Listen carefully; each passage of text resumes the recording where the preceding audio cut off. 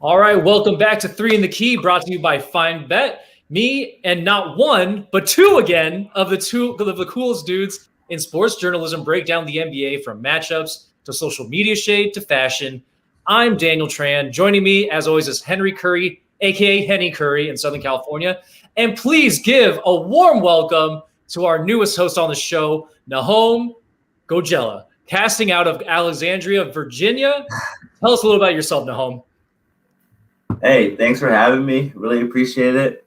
I'm Nahom Gojela. I'm the newest Fine Bet intern, and I'm just getting the hang of things now. From Alexandria, Virginia, 10 minutes outside DC, and college student. And yeah, I'm excited to be a part of the team. Hey, you don't like the great thing about doing a live cast with like Henry and I is that you don't have to get us coffee or anything like that. So instead of you're appearing on a freaking live stream. I mean, how crazy is that, right? Yeah. Order us coffee from the other side of the country. Actually, can you like send me Phil's like online order, please? For sure, I got you. DoorDash. No, just kidding. Home. You're gonna fit right in, dude. I love you already. All right. So Henry, dude, like, how's your week going so far? Pretty good, man. Pretty good. I think just had to like take a step back and wind back. I had like a crazy March, just busy with a lot of things. But aside from that, I kind of forgot today's the first day of April. So, like I think like spring is in like, full sprung or whatever. I don't know what the hell the saying is. But aside from that, just trying to, I guess, take a little break this week. But aside from that, doing the pod obviously with you guys. But what about you guys? How's your guys' week going so far? Well, I mean, aside from Andre Drummond kind of busting his toe, I'm actually pretty good week. Yeah. Wait. Man, Nahum, I want to pronounce it correctly. Okay. But before we get into our topics, real quick, who's your favorite team? See, I grew up a Wizards fan, and lately we've been pretty bad. So I'm like more just I'm more of an NBA fan now. Shout out LeBron James. All right. Oh my God! He's showing his feelings right now. Oh man, I was hoping you're gonna be a Laker hater too, but it's all good. It's okay. I was a big KG fan. Maybe you'll end up being a Fournier fan, dude. A Fournier fan? Oh, hell no. All right, we can get into the topics now. Okay, all right, I gotcha. Well, let's start off with this thing that actually just broke on my feed. Draymond Green's mouth has gotten him in some hot water again. In an interview on Wednesday, Green said that he was tired of seeing women complain about the lack of pay they receive in the WNBA. He also said, they're doing themselves a disservice by complaining without a plan of action to change the pay gap. And he says that women need to hold decision makers accountable for how they market and promote the WNBA and its stars. And, for me, Draymond Green, sometimes he has these gems, man, but I think he's completely missed the mark on this one. I mean, just last year, the WNBA players signed a new collective bargaining agreement that allows players to more than triple their salaries, gives them performance bonuses, maternity leave, fertility, adoption benefits, more comfortable travel, and more marketing to promote team and league. And they also want to fight last year that would pay the USA women's basketball team players up to $100,000 to take part in a one-year camp. So that prevents them from having to go overseas to supplement their income, just like they have been, basically since the WNBA has existed. So, I mean, looking at him doing this interview and, a lot of people are saying, oh, he's right. They just don't know what the WNBA players have been doing in the last couple of years. So Green looks like he's a couple of years behind the conversation and not really paying attention to what the women have fought for. And that's like, to me, it's super annoying. Nahom, I know we're throwing a really heavy topic at you at first, but can you tell me when you heard this interview, what did you think? I mean, I see Draymond Green, like, the past couple of years, he's been, like, not like a face for the NBA, but he's, like, when he talks, people listen. But for him to say this is just really, like, I'm really surprised, I don't know why people think, like, the WNBA could just change all of a sudden. It takes time. Like, these women are fighting for equal pay, equal everything. And it just doesn't take a couple of years. I don't know why Draymond Green acts like they aren't trying, like with this new collective bargaining agreement. And yeah, I don't just Draymond. I don't know. I don't know why he would take something like that. Yeah, like for me, it seems like he wants to help, right? It's like his heart's in the right place, but dude, you have to be up on the situation before you can comment on, especially when it's the effort of women. It's just like you can't go after women's effort and then not have something to back it up. And he has nothing to back it up. Henry, we were kind of chatting on this this group chat, and when I sent you the story, what was your first thought? Man, I was disappointed because I think we've all seen that Draymond Green has been on the right side of every dire situation, for the past year or so. So when he kind of dropped his bombshell, I was like, oh, come on, don't do this now. Like, we need players like you. And like, usually he knows what to say, and his heart is always in the right place. But like you were saying, I think he's just a few years back in terms of how important this is, for the women fighting for equal pay, because I feel like it's such a huge gap that can be closed if all sides are on the same page. If you have players like Draymond Green doing things like, or saying things like that, it's not going to help the situation. Like, if you want to help the situation, start off by not saying things like that, or brushing it off as if it's just a futile effort and stuff. Because I think we all agree, right? Like, the women's U.S. national soccer team, we know is better than the men's U.S. national soccer team, and they deserve, if anything, more than them, because when it comes to championships, revenue, and everything, and just stardom, their work does not equate to their pay. And I think we can see that now, especially with the emergence of the WNBA, and players playing college basketball, women's college basketball. Paige Buckers, she's another huge name coming out of college basketball, predominantly into the NBA, that we're seeing more of now. Like, I think it's time, like, where we take tangible steps. And when Draymond said that, I was like, I just shook my head, and I was like, excuse my language, but I was like, fuck. I was like, not him. I was like, not him. But Dan, what do you think? What were your first reactions, just hearing that news from Draymond?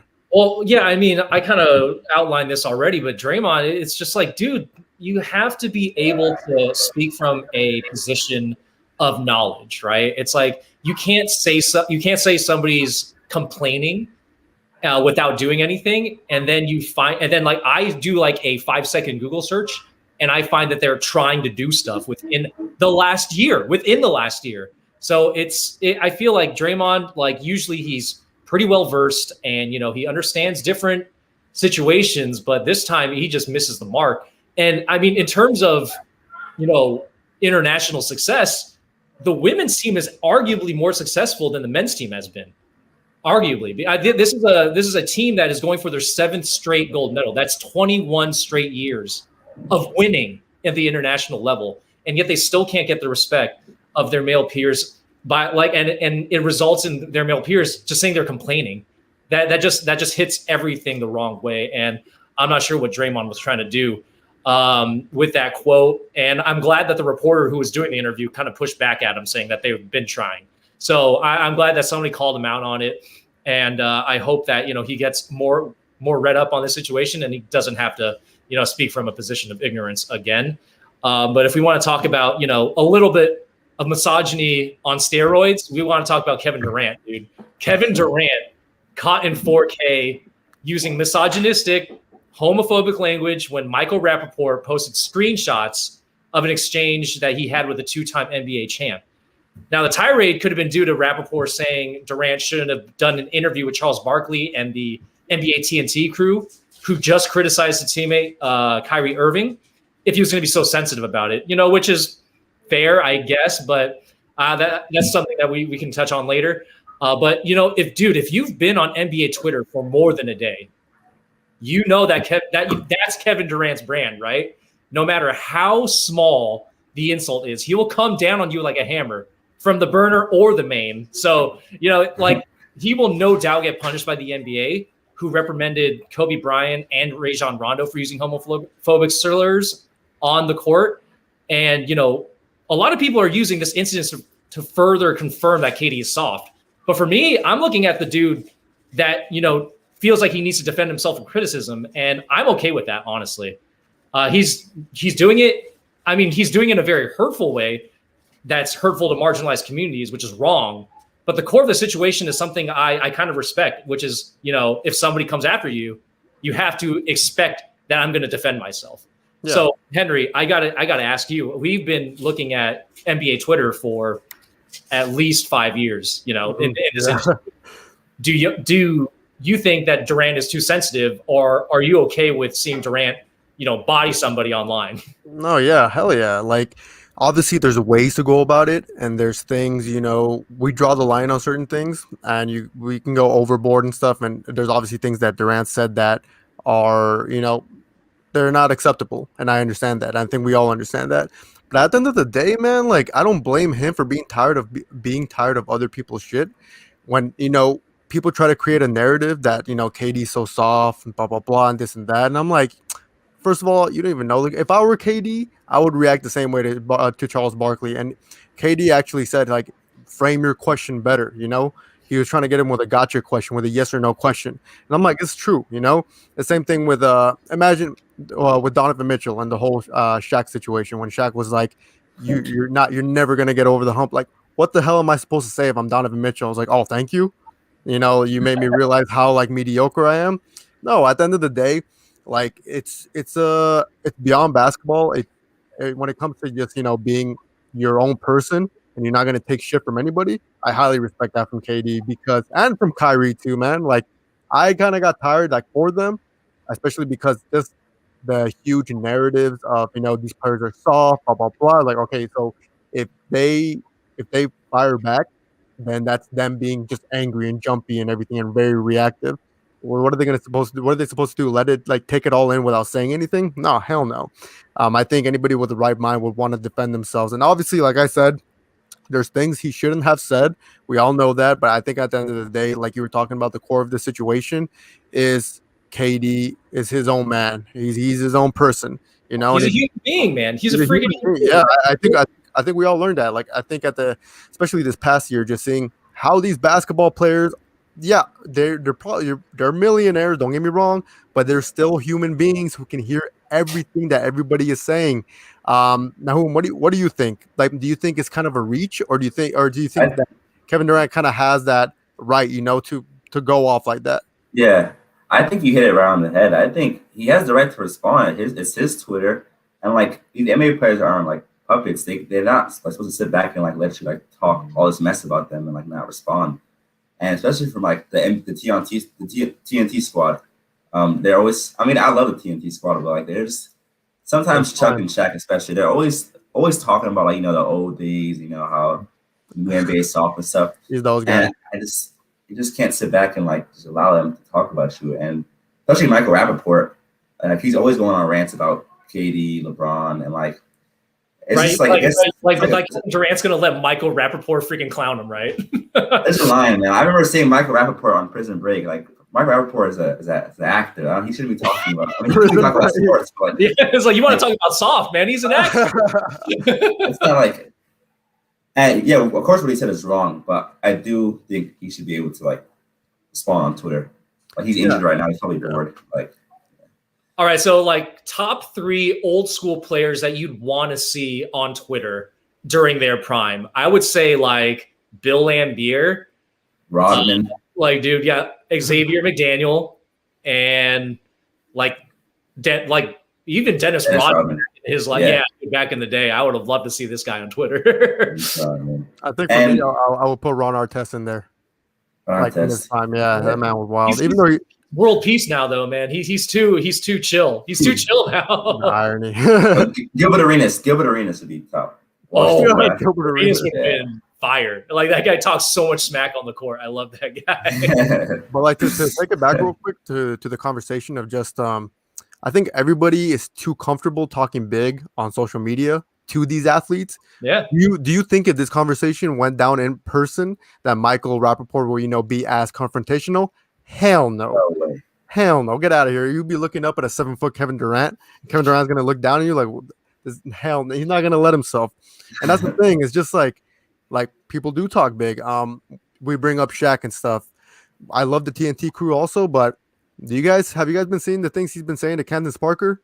Like Oh, how like Thomas, those interactions, I think very for awkward. the TNT crew, those interactions are supposed to go viral, and that's supposed to kind of up the like Ratings. visibility of the brand. Yeah. But like, dude, that's the wrong way to do it, man. Because Candace is a baller, and she's accomplished, and she's a badass. Like, dude, don't go after her, and like, don't go after women on the set, dude. It just doesn't make any sense to me why he would be saying those things. But and like that. Yeah, that's that. But Nahum, what were you gonna say?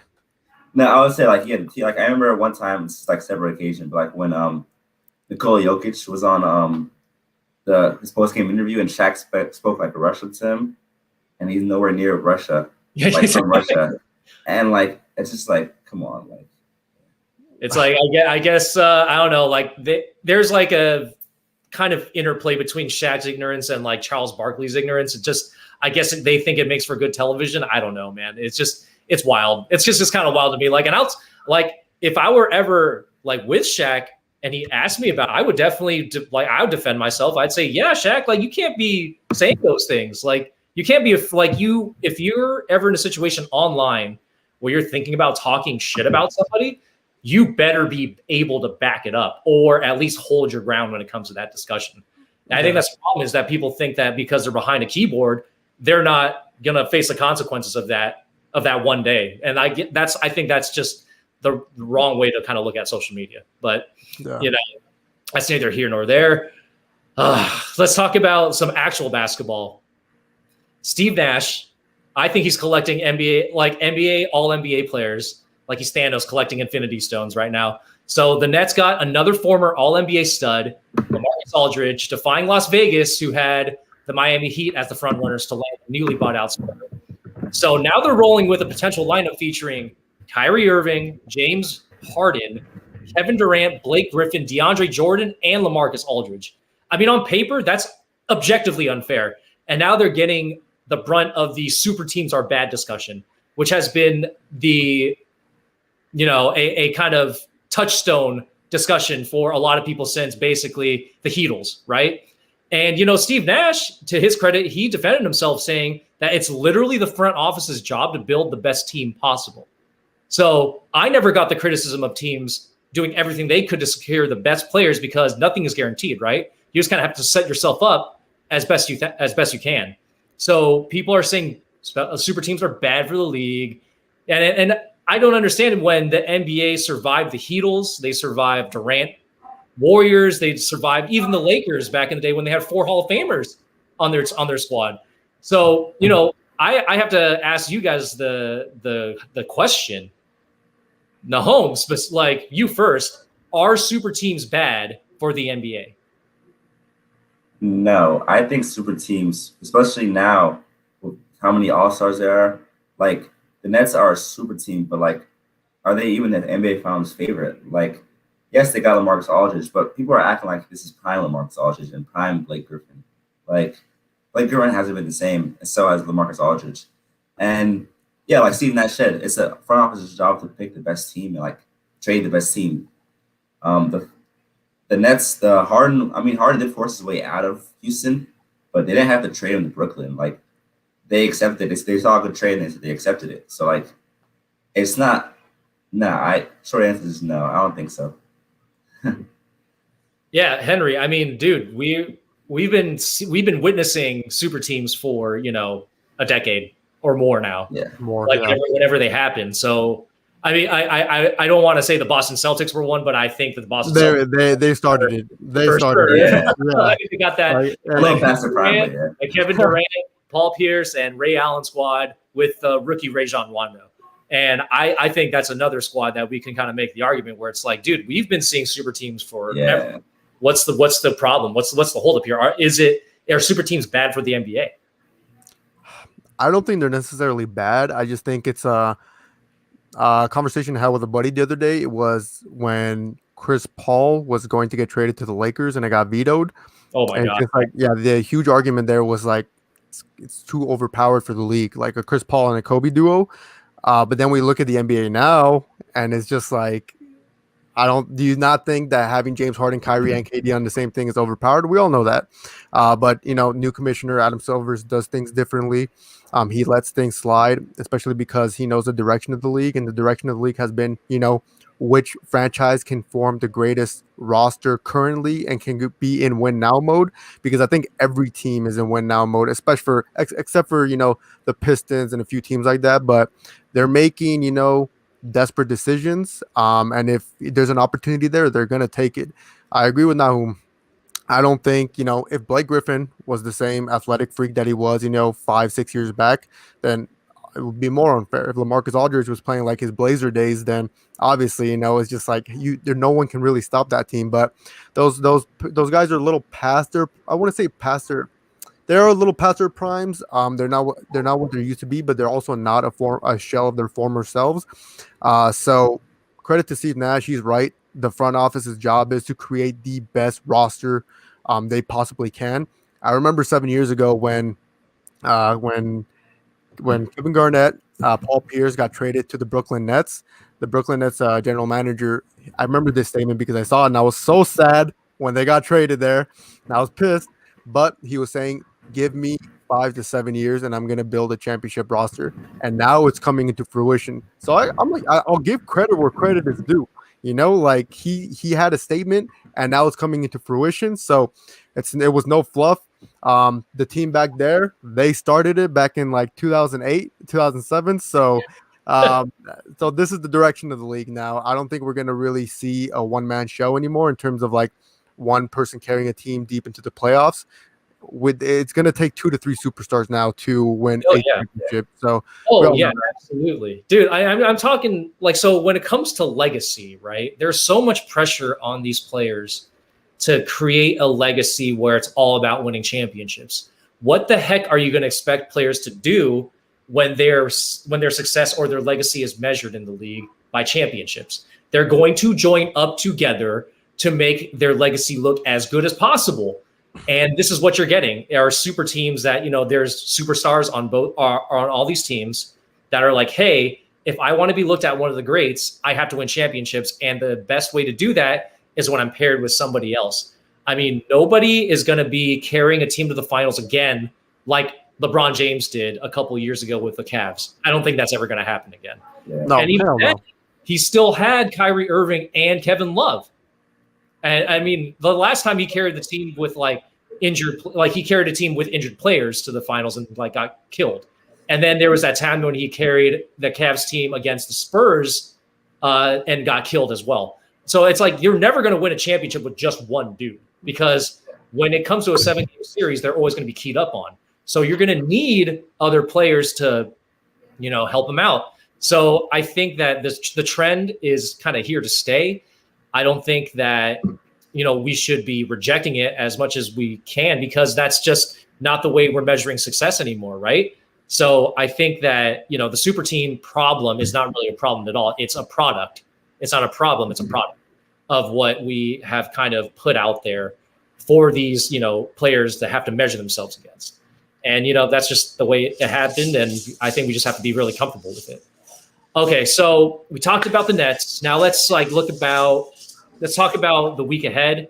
Tonight, I'm actually really excited about this Nuggets-Clippers game. So the new look Nuggets with Aaron Gordon and JaVale McGee, they're going to get up against the Western Conference powerhouse and championship contender Clippers. And they're coming in pretty great. So Aaron Gordon, I love him. I love his impact on this Nuggets team so far. He's shooting 69.2% from the field. I mean, he's only averaging 9 points, but that's efficient as heck. And they don't need him to be a super scorer on this team anyway. But the impact on the offense in general has been immediate. I mean, they're plus 18.3 in offensive rating with him on the court. And then their opponent with him on the court is minus 15.7 offensive rating. So impact on both sides of the court for him. And then the Clippers, they're coming in a little uneven. I mean, they beat the 76ers without Embiid, and they beat the full-strength Bucks.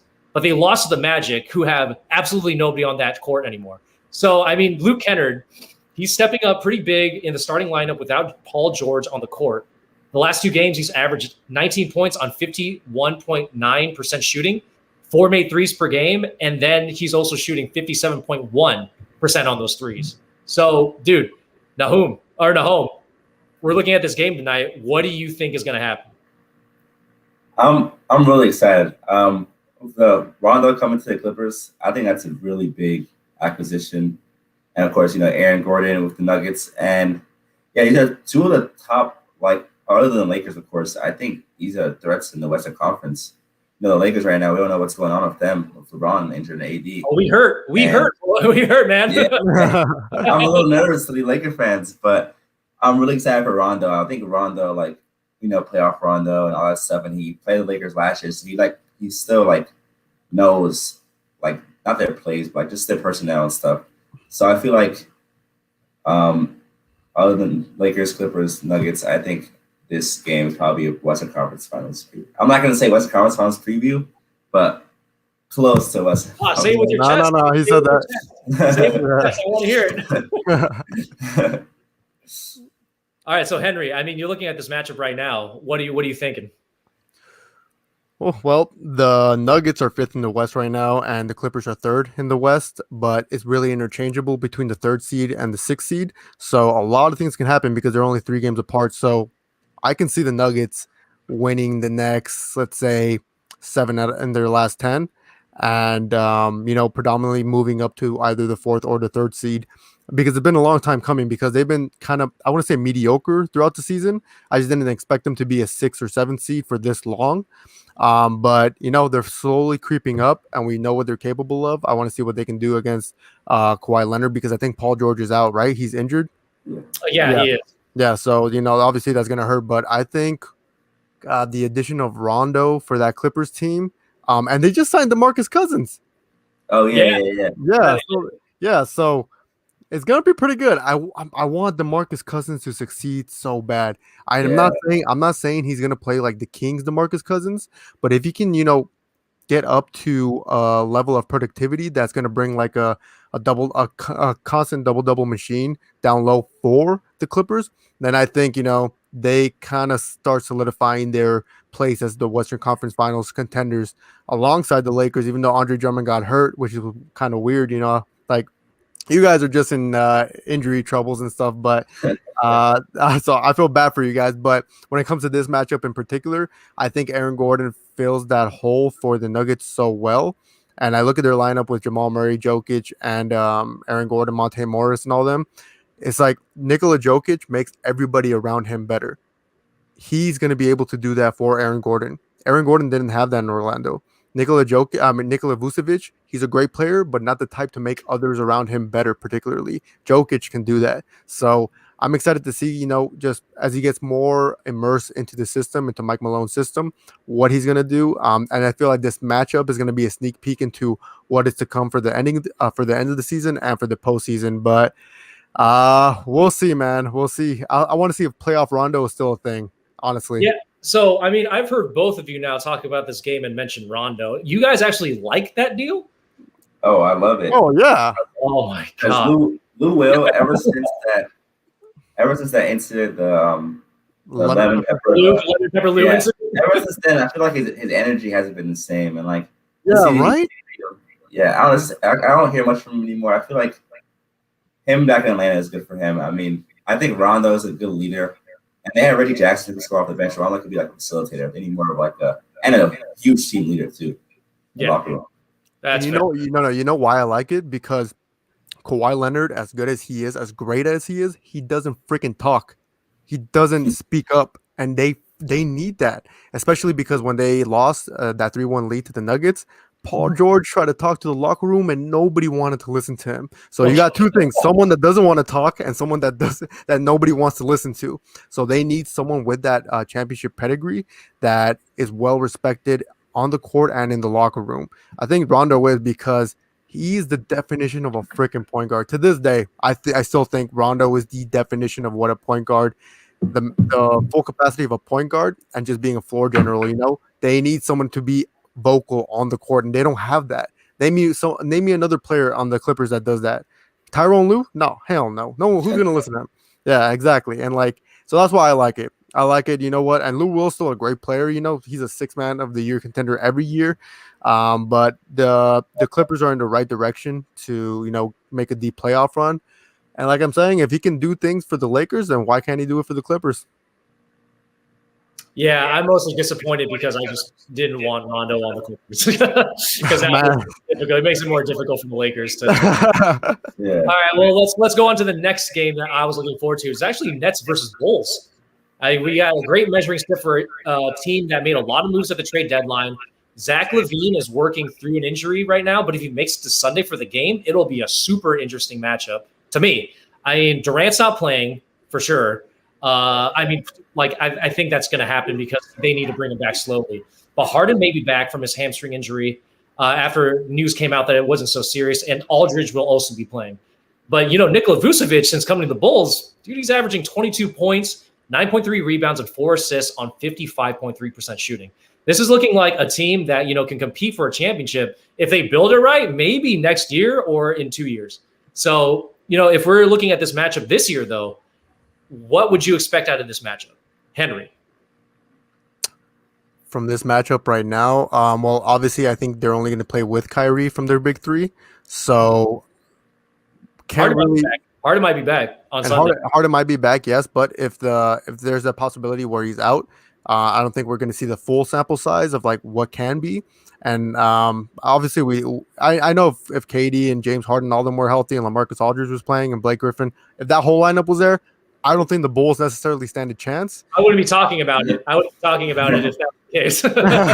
And but the acquirement of Nikola Vucevic, so great for the Bulls. I think that just raises their chances not necessarily to be championship contenders, but they're finally taking the steps in the right direction. I think they're a franchise that people want to see in the playoffs. I think people want to see Zach LaVine in the playoffs, and he can hold his own against the superstars because he's like rising as a superstar himself. He's averaging 28 points per game, and he's one of the league's best scorers now, especially coming off from an ACL tear that's supposed to, kind of dwindle your career. But he bounced back.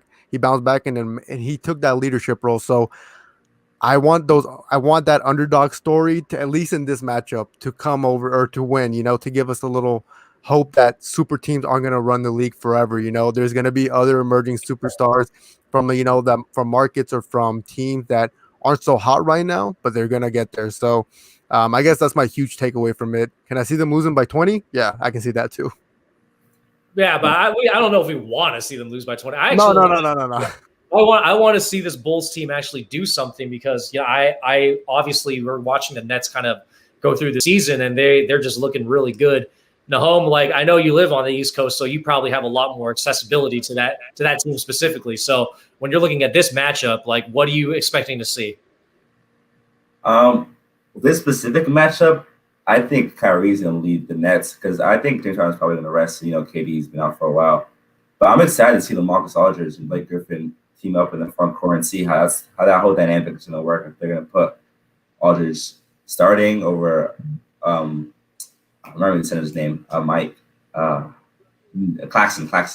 Oh, Claxton. Yeah. And also Vucevic with the Bulls, he's been really good. And Zach LaVine is still very young. It's kind of crazy how he's still only 25. Seems like he's been 20, 25, 26 years old. Seems like he's been averaging 20 for the past 4 years. And so the Bulls are looking very scary in the near future. Not this year, like Henry said, probably the next year and a half, 2 years. Probably could be a top 4 seed, top 3, 2 seed. But with this specific matchup, I see Kyrie with the Nets. That's fair. I mean, so we're not seeing the Bulls as a championship contender, but Nahom, how long until the Wizards are a championship contender? Oh wow. See, Westbrook, I love Westbrook. He gets a lot of hate. I think we probably be a best 7 seed this year, maybe first round upset. Because Westbrook and Bradley Beal, they both have playoff experience. You just gotta go through that hole. But I don't know. It's tough. It's tough being Wizards fan. Yeah. Any era of Wizards, you probably can say. When I was a kid, we were pretty good. We had Gilbert Arenas, Anton James, Crown Butler, but ever since 2014, Paul Pierce, a little short Paul Pierce era. Ever since then, I remember that Paul Pierce era. It was weird. It was weird, but he Paul Pierce for y'all. Hey, he hit a game winner for you guys, and that's my favorite player. So you're welcome. Yes, I love that. All right. Well, that's all, folks. This episode of 3 in the Key is over. Thank you for listening. Be sure to catch us next Thursday and look for our work